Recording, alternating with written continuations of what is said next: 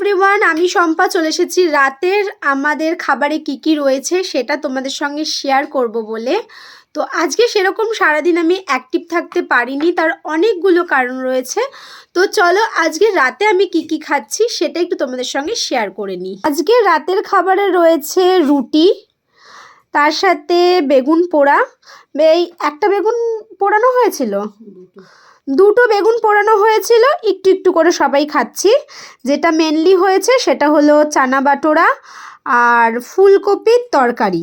ফুলকপির তরকারিটা যদিও দুপুরবেলাকার একটুখানি ছিল, সেই জন্য সবাই মিলে খেয়ে নিচ্ছি। আর এইটা হলো সিমুই, মানে লাচ্ছা, তাই তো? এটা হলো লাচ্ছা।